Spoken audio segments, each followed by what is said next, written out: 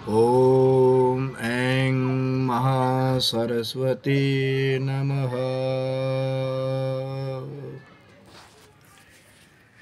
जय माता दी मित्रों, आज बात करेंगे माँ सरस्वती के आराधना के बारे में, माँ सरस्वती के बीज मंत्र के बारे में और इस मंत्र के द्वारा जो लाभ प्राप्त किए जा सकते हैं उनके बारे में बात करेंगे।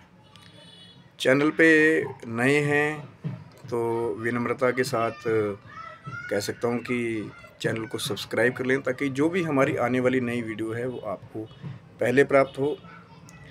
लाइक कर सकते हैं, शेयर कर सकते हैं यदि आपको जानकारी लाभप्रद और अच्छी लगे।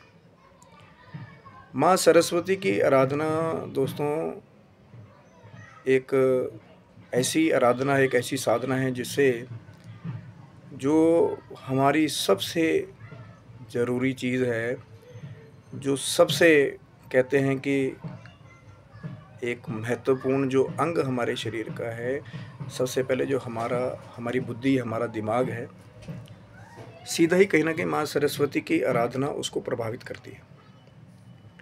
उन लोगों के लिए माँ सरस्वती की आराधना एक तरह से बड़ी फलदायी है जो किसी न किसी तरीके से मानसिक कमजोरी से जूझ रहे हैं या जिन्हें लगता है कि हम सब कुछ मेहनत कर रहे हैं, पढ़ रहे हैं, लेकिन पेपर में जाके भूल जा रहे हैं, स्मृति उनकी कमज़ोर है, कहीं ना कहीं चीज़ों को याद नहीं रख पा रहे हैं, तो उनके लिए माँ सरस्वती की आराधना एक वरदान है।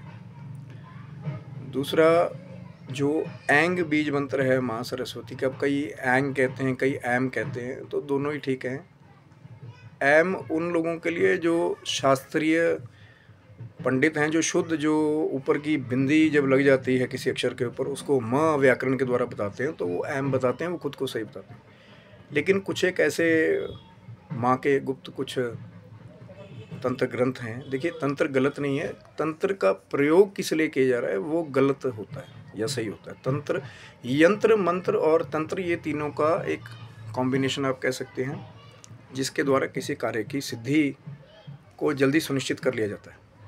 तो ऐंग बीज मंत्र जो है, जब आप इसको जपते हैं, क्योंकि जो ध्वनि है उसके बीच में ही बीज मंत्र की पावर छुपी होती है।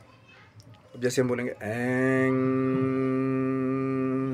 तो जैसे ही वो साउंड वेव की तरंग निकलेगी वो सीधा हमारी बुद्धि पे जाके असर डालता है। मैं पहले भी इस बारे में कई बार बात करता हूँ कि जप करने के तरीके अलग अलग हैं, अलग अलग तरीक़ों के जप करने का अलग अलग फल है। उसके बारे में दूसरी वीडियो में बात करेंगे कि जप कितने प्रकार का होता है। लेकिन अगर इस मंत्र को मानसिक जप के द्वारा ज़्यादा किया जाए तो हमारी मानसिक चेतना है वो जल्दी सक्रिय होगी और हमारा जो मानसिक विकास है वो ज़्यादा होने के ज़्यादा चांस है। तो ऐंग बीज मंत्र उन लोगों के लिए जो अपनी याददाश्त को मजबूत करना चाहते हैं, अपने बुद्धि बल को बढ़ाना चाहते हैं, उसके लिए ऐंग एक वरदान है। माँ सरस्वती की आराधना वरदान है। दूसरा, उन लोगों के लिए ये बीज मंत्र अमृत रूपी है जो गायन कला से भी जुड़े हुए हैं। माँ सरस्वती को वीणा पुस्तक धारिणी कहा जाता है। वीणा जो शास्त्रीय म्यूज़िकल इंस्ट्रूमेंट जो माँ के हाथ में है वो संगीत का सूचक है। तो जो गायन कला से जुड़े हुए जो लोग हैं या संगीत से, उनके लिए भी माँ सरस्वती की आराधना करने से अगर आप निष्ठा से कर रहे हैं तो आप देखेंगे कि उससे धीरे धीरे करके आपके अंदर वो जो गायन की एक इच्छा होता है। कई लोग आगे कहते हैं भाई हमारी इच्छा शक्ति ही नहीं, हम कैसे गा पाएंगे। तो वो मंत्र की ही वो शक्ति जो इच्छा शक्ति के रूप में फिर बाद में जाके क्रिया के रूप में जाके बन जाती है। तो इसीलिए जो गायन कला से जुड़ना चाहते हैं कि हम सिंगर बनना चाहते हैं, हम संगीतकार बनना चाहते हैं, वो महा सरस्वती की कहीं ना कहीं आराधना से जुड़े होते हैं या जुड़ेंगे तो उनको उसके पॉजिटिव रिजल्ट मिलेंगे कि हाँ, कहीं कहीं थोड़ा जब सुर, ताल और जो शास्त्रीय संगीत है हमारा, वो कहीं ना कहीं वो माँ की कृपा से ही उसमें आगे आदमी बढ़ पाता है। और माँ सरस्वती की आराधना की सबसे खूबसूरत बात है कि कोई बहुत बड़ी आराधना करने के लिए नहीं है।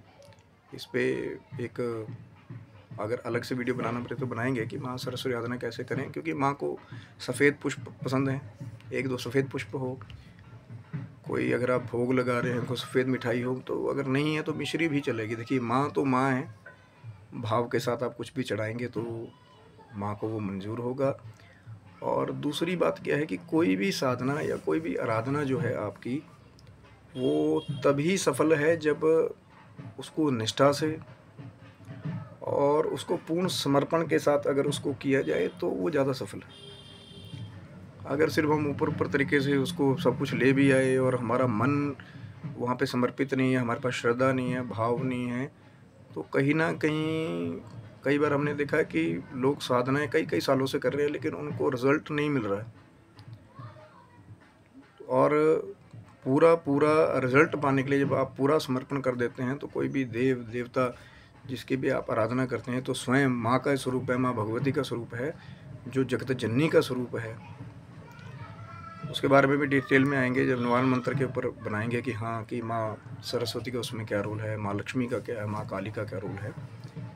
तो माँ सरस्वती की आराधना बुद्धि बल को बढ़ाने वाली, आपकी स्मरण शक्ति को बढ़ाने वाली, पर पूर्ण निष्ठा से जब आप साधना करेंगे, अब खाली आप हमारा काम है आपको मार्ग दिखाना कि उसको कैसे करने पर भी काम करेंगे या उसका क्या फल होता है। कई लोग पूछते हैं सीधा जाकर कि भैया आप बता तो रहे हैं लेकिन उसका फल क्या होगा और कब जाकर हमारे को ये मिलेगा। देखिए वो उस देवी देवता के ऊपर है कि वो आपको कब दे, लेकिन पूर्ण निष्ठा के साथ जब आप उसके समर्पण के साथ आप जुड़ जाएंगे, आप नित्य क्रिया करेंगे, नित्य पूजा करेंगे। वैसे जो बुधवार का दिन है, जो आज का दिन है, वो माँ सरस्वती की आराधना के लिए माना जाता है। माँ और गणेश जी की आराधना का दिन भी बुधवार को ही बताया जाता है।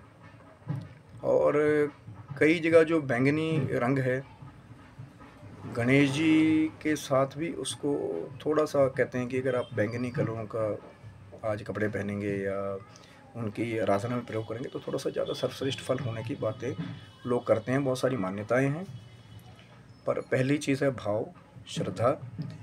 और जब आप एक बच्चे की तरह आप माँ के चरणों में जाएंगे तो माँ भी माँ की तरह बच्चों की सब भूल को क्षमा कर देते हैं। अगर साधक की तरह आप सोचेंगे कि हम बहुत बड़े साधक हो गए, हम ये साधनाएं कर रहे हैं, हम बड़ी बड़ी साधनाएं कर रहे हैं, तो उनकी कृपा में तो कुछ नहीं कर पाओगे। तो इसको कीजिए, आपको अवश्य फल लाभ मिल जाना।